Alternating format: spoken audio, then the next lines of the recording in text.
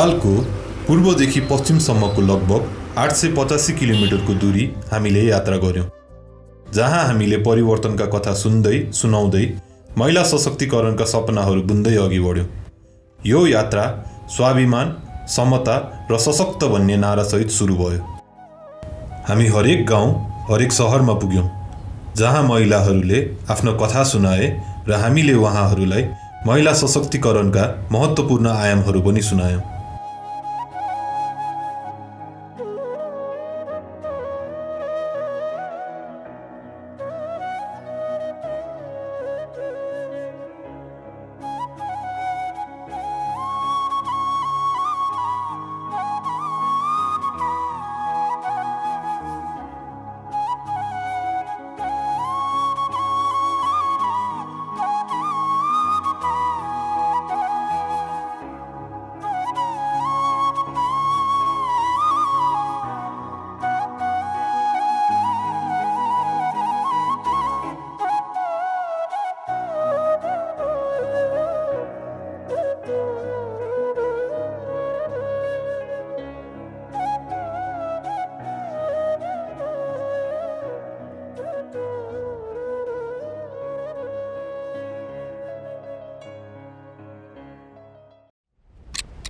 पूर्वदेखि पश्चिमसम्मको यो यात्रा जुन 2 समूहमा बाँडिएर गरिएको थियो, एक समूहले पूर्वबाट र अर्को समूहले पश्चिमबाट यात्रा गर्यो।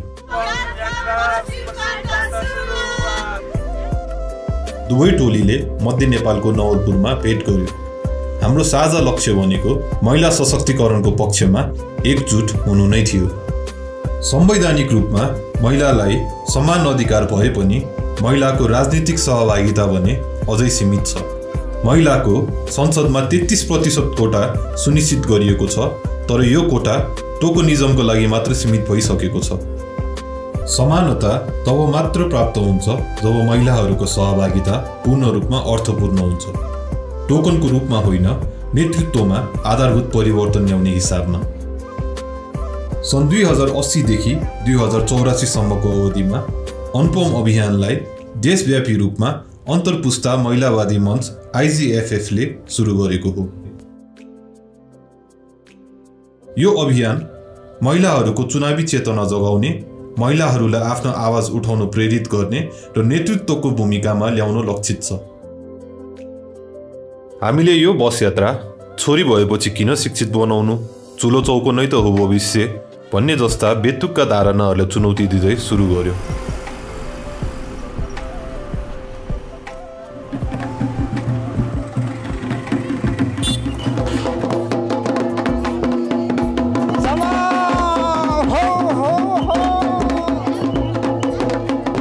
पश्चिमी टोलीको पहिलो दिनको कार्यक्रम कञ्चनपुरको महेन्द्रनगरमा देउडा नाचसँगै सुरु भयो।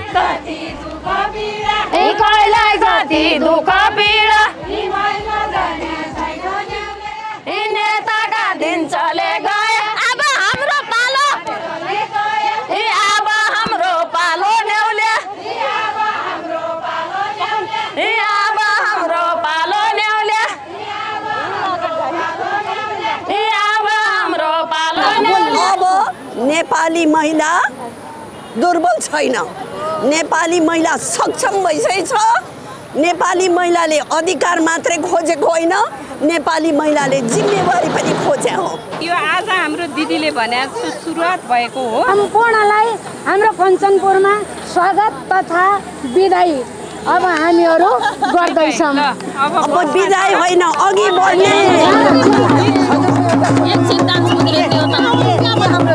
नारीवादी पुरुषहरूको समर्थन र स्थानीय दिदीबहिनीहरूको जोसले यो यात्रा एउटा चाड जस्तै बन्यो।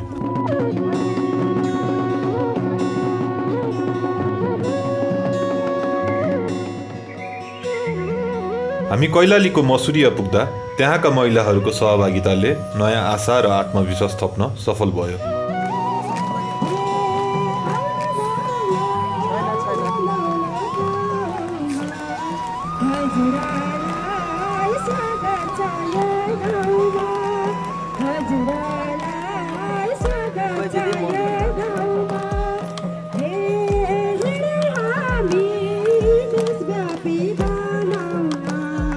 नारीवादी दाजुभाइहरूलाई एकदमै गोलो घेरामा बसेर कार्यक्रमको शोभा बढाइदिनु हुन विनम्र अनुरोध गर्दछु। यसपछि चाहिँ हामी एकदम रमाइलो छोटो मिठो देउडा नृत्य राख्न चाहन्छौँ। सम्पूर्णले ताली बजाएर र हेरेर साथ दिनुहुनेछ भन्ने आशा राख्दछु।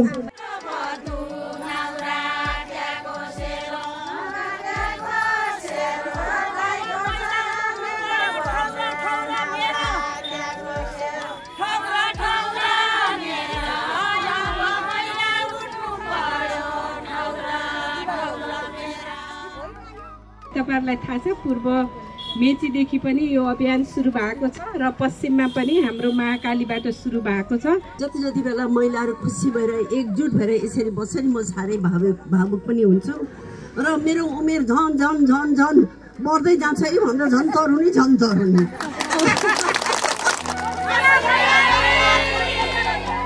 मसुरियाको कार्यक्रम सकेर हामी बर्दियाको गुलेरियातर्फ लाग्यौं। गुलेरिया पुग्दा अबेर भइसकेको थियो।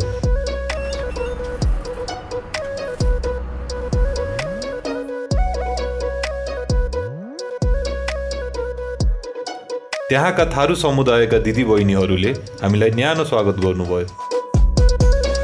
पश्चिमको दोस्रो दिन बिहानै गुलेरियामा थारू नाचको सांस्कृतिक विविधतालाई उजागर गर्दै महिलाको शक्ति र योगदानलाई अझ बलियो बनाए।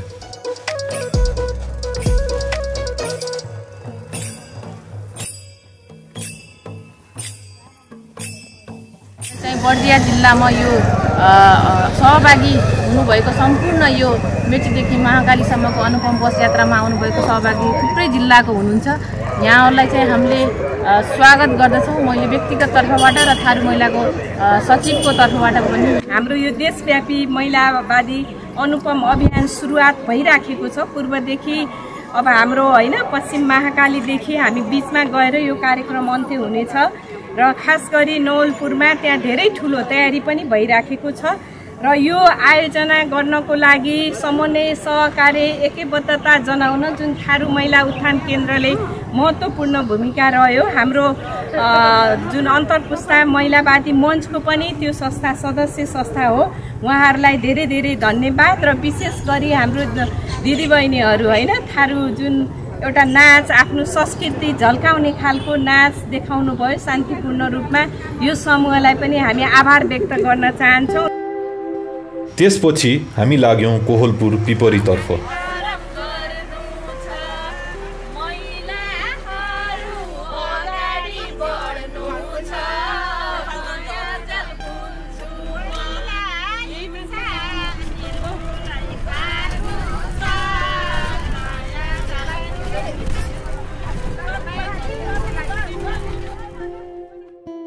कोहलपुरको पिपरी जहाँ मुस्लिम जनसङ्ख्याको बहुलता छ त्यहाँ हामीले महिलाहरूलाई चुनावी राजनीति र सामाजिक जीवनमा थप सहभागी गराउने सन्देश फैलायौँ।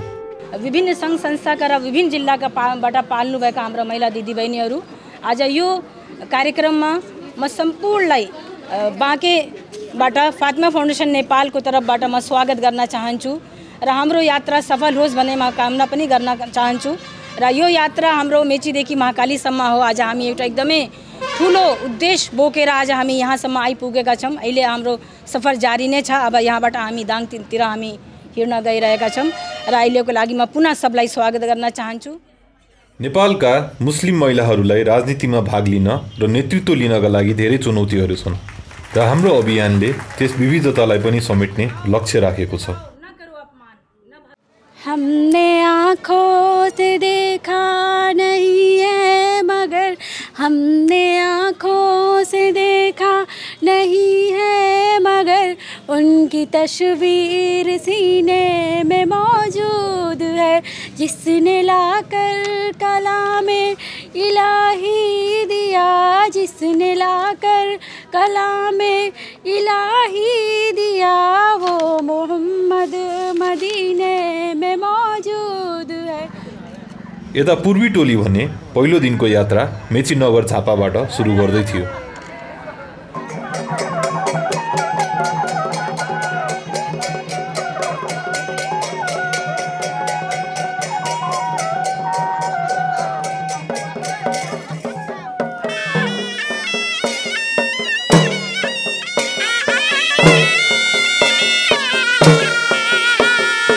त्यहाँका दिदीबहिनीहरूले चुनावी भेदभावका कथाहरू सुनाउनु भयो र हाम्रो अभियानमा उत्साहपूर्वक सामेल हुनुभयो। र यो कार्यक्रम चाहिँ रोकिने होइन, यो सुरु भयो। अब चाहिँ यो चाहिँ एउटा आगोको फिलिङ चाहिँ ले डडेलो लाएर चाहिँ सखाप पार्छ भन्थे। हामी नकारात्मकतिर नगएर यो राम्रो कामको थालनीले चाहिँ अब देशव्यापी रूपमा अगाडि बढाउँछौँ। अनुपम बस यात्रा सुरु गरिरहेका छौँ। यसपछि पनि जस्तो अर्को वर्ष यहाँहरू जुन ठाउँमा बस हुन्छ त्यहीँबाट पनि जस्तो झापाबाट अर्को कुनै ठाउँसम्म होइन यो प्रदेशमा एकैभित्र पनि तपाईँहरूले आन्तरिक रूपमा पनि यसरी बस यात्रा गर्न सक्नुहुन्छ या पदयात्रा गर्न सक्नुहुन्छ होइन।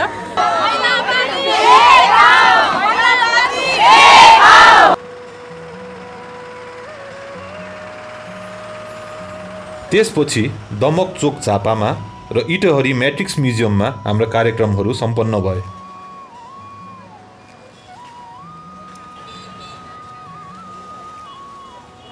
अनि हामी एकदमै भिन्न छौँ तर हामी फरक छौँ होइन। तर हाम्रो अभियान फरक छैन है। हाम्रो चाहनाहरू फरक हुन सक्छौँ तर हामीहरू फरक छैनौँ।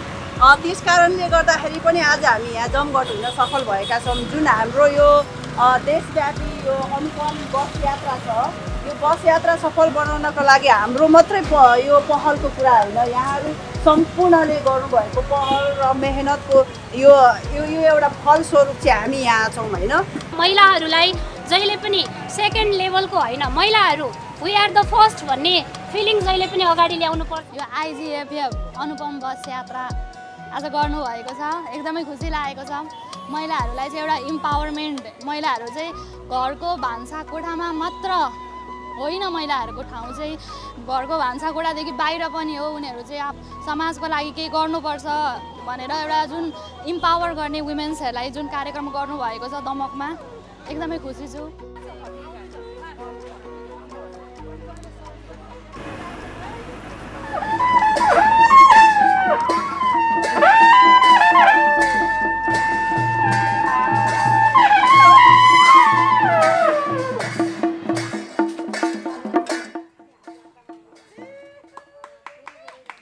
र देशव्यापी महिलावादी अनुपम यात्रा यो चाहिँ महिलाका विषयहरू राष्ट्रिय तथा अन्तर्राष्ट्रिय मेरो बुझाइमा राष्ट्रिय तथा अन्तर्राष्ट्रिय रूपमा कसरी उठेका छन्। अब हामीले साझा धारणा के गर्ने, हामीले आफ्नो महिलाहरूको स्वाभिमान बढाउन, महिलालाई सशक्तिकरण गर्नलाई र महिलाहरू वातावरण मैत्री तवरले कसरी अगाडि बढ्ने।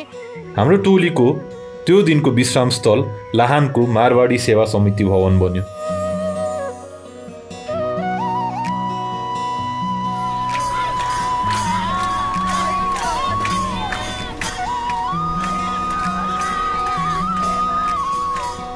यसै गरी पश्चिमी टोलीले पिपरी हुँदै घोराई दाङसम्म आफ्नो यात्रा जारी राख्यो।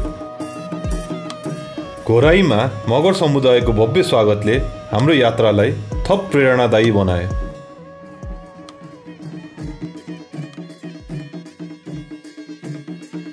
यो टिमलाई एउटा जिल्लावासीको तर्फबाट यहाँ उपस्थित सम्पूर्ण विभिन्न राजनैतिक दलका महिला भातृ सङ्गठनहरू, संस्थाहरू, सामाजिक सङ्घ संस्थाहरू, पत्रकार, सम्पूर्ण यो समुदायको तर्फबाट हार्दिक स्वागत गर्न चाहन्छु। त्यसै गरेर यहाँहरूको यो जुन यात्रा छ यस यात्रामा हामी दाङ जिल्लावासीको तर्फबाट पनि म एकीबद्धता व्यक्त गर्न चाहन्छु। तिम्रो घर त मैले चलाइदिनु पर्छ, तिम्रो घर त मैले चलाइदिनु पर्छ, यो देश तिमीले चलाउन सक्छौ भनेर मैले कसरी विश्वास गर्ने। त्यसकारण जसले घर चलाउनु सक्छ त्यसले नै देश पनि अब चलाउने हो र अनुपम बस यात्राको सन्देश पनि यही नै हो। त्यहाँका दिदीबहिनीहरूको माया र स्वागतले हामीलाई आफ्नै घरमा बसे जस्तो अनुभूति गराए। पश्चिमी टोलीको तेस्रो दिन हामी बिहानको चिसो हावामा कपिलवस्तुको चन्द्रवटातर्फ लाग्दै थियौँ। त्यहाँ केही दिदीबहिनीहरूले हामीलाई बिदाई गर्नुभयो भने केही नयाँ दिदीबहिनीहरू पनि जोडिनुभयो। नमस्कार, म रमा पन्त कञ्चनपुरबाट। हामीहरूको अभियान चाहिँ कञ्चनपुरबाट सुरु भएको थियो, अहिले चाहिँ दाङ घोराईको दाङ घोराइमा पुगेका छौँ। अहिले गाडीको चाहिँ व्यवस्थापन राम्रै थियो, तर पनि महिलाहरूको चाप बच्चा कोच भएर हामी अर्को गाडीमा गइरहेका छौँ। हामी अर्को गाडीमा गए पनि हामीहरू खुसी भएका छौँ। छुट्टिने बेलाको माया निर्मल क्या लाग्दो यति हाई माया छ, तर हामीलाई यो गाडी त छोड्ने मन त थिएन, बाध्य भएर अर्को गाडीमा गइरहेका छौँ। तर पनि हामी खुसी छौँ, उमङ्गका साथ हामी गन्तव्य स्थलमा पुग्नेछौँ। हाम्रो अभियान चाहिँ जारी नै रहनेछ, हामी सक्षम हुनेछौँ। हस्, नमस्कार। कार्यक्रमहरू पनि सफलतापूर्वक सम्पन्न भए। पश्चिमी टोलीले चन्द्रौटाको कार्यक्रम सकेर भैरवातर्फ लाग्यो, जहाँ विभिन्न चुनौतीहरूका बावजुद हाम्रो यात्रा रोकिएन। हामीले हाम्रो अभियानका गीतहरू गाएर आफ्नो उत्साह कायम राख्यौँ। भैरव हावामा त्यहाँका स्थानीयहरूको सहयोग र उपमेयरको साथले हाम्रो कार्यक्रमलाई अझ उल्लेखनीय बनाए। संविधानमा अनिवार्य रूपमा उपप्रमुख र प्रमुखमा महिला हुनैपर्छ भनेर बल्ल हामीले पायौँ, तर संविधानमा गठबन्धनको सरकार भयो भने कहीँ पनि महिलाको नाम किन नभएको हुनाले जहाँ जहाँ महिला गठबन्धनको सरकार छ त्यो ठाउँमा हामी महिला दिदीबहिनीहरूको अस्तित्व छैन। यसको मतलब के हो भने अहिले पनि समाजले हामी महिला दिदीबहिनीलाई हेर्ने भनेको त दोस्रो दर्जाको नागरिक नै हो। यो ठाउँमा मात्र नभइकन कति धेरै ठाउँमा जुन ठाउँमा यो सम्बन्ध लाग्छ त्यो ठाउँमा मैले चाहिँ त्यो संशोधन गर्न पर्दछ, त्यो कानुनलाई संशोधन गर्नुपर्छ। अनिवार्य रूपमा जहाँ गठबन्धनको सरकार छ त्यहाँ पनि महिलाको सहभागिता हुनैपर्छ भने जबसम्म त्यो कुरा संविधानमा लेखिन्न तबसम्म हामीले पाउन हामीलाई गाह्रो छ। नपाएको होइन, तर सहज तरिकाले त्यो पुरुषवादी सोचले चाहिँ हामीलाई अगाडि बढ्न दिन्न। महिलाले नै बोक्नु सक्छ, महिलाले नै बोक्नु सक्छ, महिलाले नै बोक्न सक्छ, महिलाले नै बोक्न सक्छ। नेतृत्वको भारी बाजा ओ बाजा भेट भयो आज, नेतृत्वको भारी बाजा ओ बाजा भेट भयो आज। तेस्रो रात हामी भैरवाको मारवाडी सङ्घमा बास बस्यौँ। पूर्वी टोलीले पनि लाहान र बर्दिवासमा उत्साहजनक कार्यक्रमहरू गर्यो। लाहानमा नगर प्रमुखले दिएको साथले हाम्रो मनोबल अझ बलियो बनाए।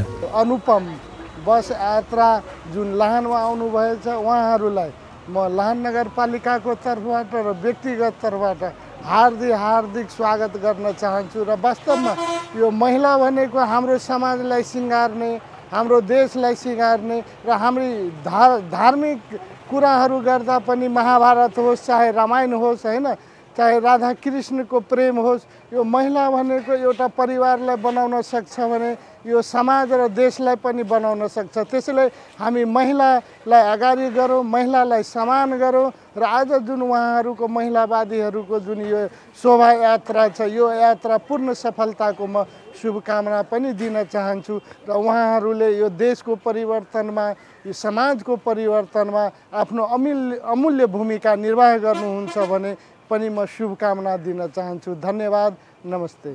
विकास भनिसकिसकेपछि कसै न कसैको सहयोगबाट अनि त्यसको आधारमा चाहिँ हामीले गर्ने भन्ने त्यो विचारधारालाई चाहिँ हामीले परिवर्तन गर्नुपर्छ र हामी आफै पनि स्रोत हौँ भन्ने कुराहरूलाई चाहिँ हामीले पुष्टि गर्नुपर्छ र विशेष गरी महिलाहरूको उपस्थिति चाहिँ निर्णायक तहमा पनि हुनुपर्छ भन्ने हाम्रो चाहिँ यो पनि एउटा विश्वास हो। र यसैलाई नै लिएर चाहिँ हामी यो अनुपम बस यात्रामा हिँडिरहेको छौँ। र हिजो हामी पूर्व काकरभित्ताबाट सुरु गर्दाखेरि पनि त्यहाँको नगरपालिकाले हामीलाई धेरै सहयोग गर्नुभएको थियो र हाम्रो यहाँ राधा दिदी हुनुहुन्छ, उहाँले हामीलाई खाना खुवाउनु भएको थियो। छिङ लामु दिदी, हाम्रो अरू साथीहरूले पनि घरबाट मकै भुटेर गुन्द्रुक बनाएर लिएर आउनु भएको छ। सो हामी खाजा त्यसरी खाएर आइरहेछौँ भने अहिले हामी लाहानमा आउँदाखेरि पनि लाहान नगरपालिकाले पनि हामीलाई हिजो खानाको व्यवस्था गर्नुभयो, हाम्रो बस्नको लागि व्यवस्था गर्नुभयो। सो अहिले हाम्रो चियाको व्यवस्था पनि गर्दै हुनुहुन्छ। सो यसरी पनि हामीले आन्तरिक रूपमा पनि एक अर्कालाई सहयोग गरेर पनि आन्दोलन चलाउन सक्छौँ है भन्ने एउटा उदाहरणको चाहिँ हामीले विकास पनि गर्दै लिएर गइरहेको छौँ।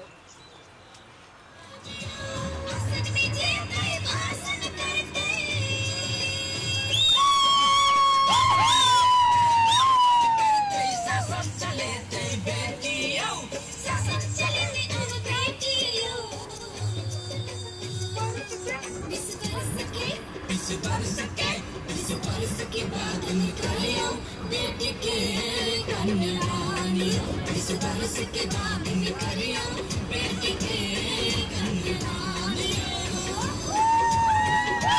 बर्दिवास पुग्दा झरीको साथ टोलीको स्वागत भयो र सम्पूर्ण महिला दिदीबहिनीहरूले झरीमै कार्यक्रम गरेको देख्दा उहाँहरूको यस अभियानप्रतिको आस्था अटुट भएको प्रमाणित भयो।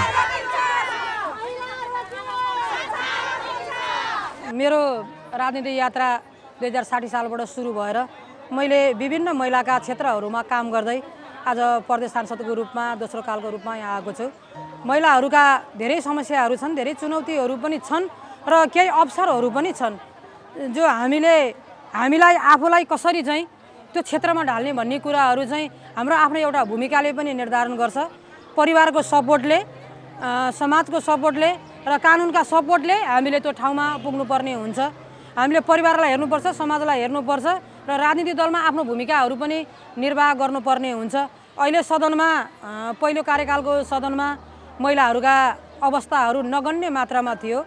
जो प्रदेश सांसदभन्दा माथिल्लो तहमा महिलाहरूको कुनै पनि ठाउँमा महिलाहरू संविधानले बाध्यात्मक पारेको सभामुख र उपसभामुख भन्दा बाहेक उपसभामुख एकजना महिला हुनुहुन्थ्यो।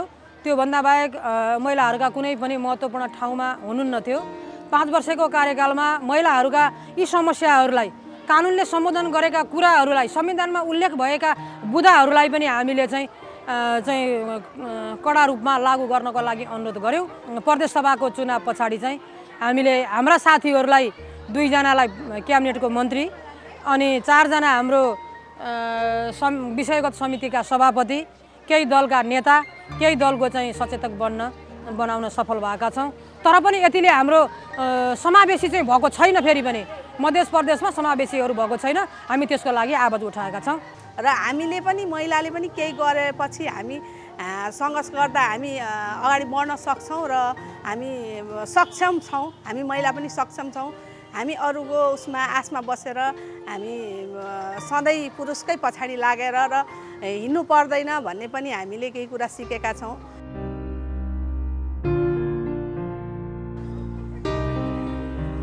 चन्द्रनिगाहपुरमा त्यस दिनको अन्तिम कार्यक्रम सफलतापूर्वक सम्पन्न भयो र टोलीले त्यही विश्राम गरेर थकान मेटाउने मौका पाए।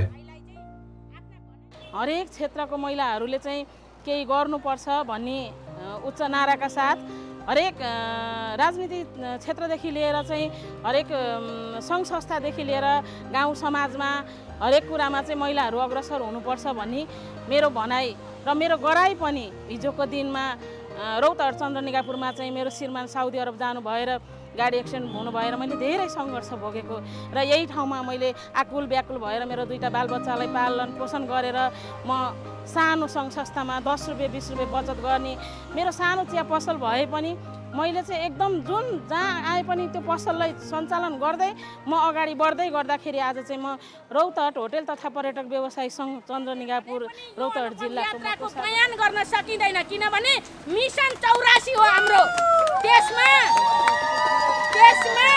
देशमा हामी निर्णायकतामा हामी पुग्नुपर्छ भन्ने मान्यता हो। आदरणीय साथीहरू, अहिले गत वर्षको चुनावमा हामी उप भयो नि चुप भयो नि अलिअलि नेतृत्वमा पुग्यौँ। अब निर्णायक बिन्दुमा पुग्नुपर्छ भन्ने कुरा यहाँहरू सामान्यमा राख्न चाहन्छु।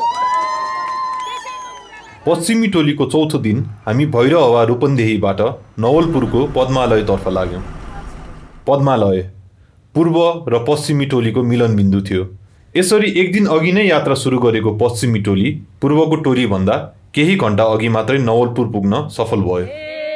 84 मिसन हाम्रो महिला अघि सर्ने, 84 मिसन हाम्रो महिला अघि सर्ने, उपप्रमुख मात्र किन प्रमुखमै लड्ने म त राईजुमा झुमा क्या मस्क्या कि छ हो राईजुमा, राईजुमा झुमा क्या मस्क्या कि छ हो राईजुमा। यसै गरी पूर्वी टोलीले नारायणगढको नारायणी नदीको किनारमा कार्यक्रम सम्पन्न गरी नवलपुरतर्फ प्रस्थान गर्यो।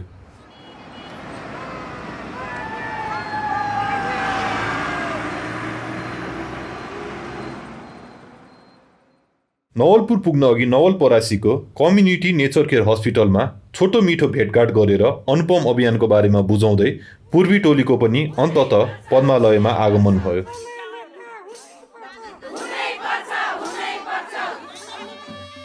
पद्मालयमा दुवै टोलीलाई नौमती बाजागाजा सहित भव्य स्वागत भयो।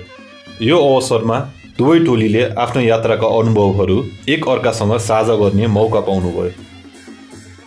नवलपुरको पहिलो दिनको सभामा आइजिएफएफका स्टेरिङ कमिटीका सदस्यहरूले अनुपम अभियानको समग्र अवधारणा र भविष्यका योजनाबारे अवगत गराउनुभयो।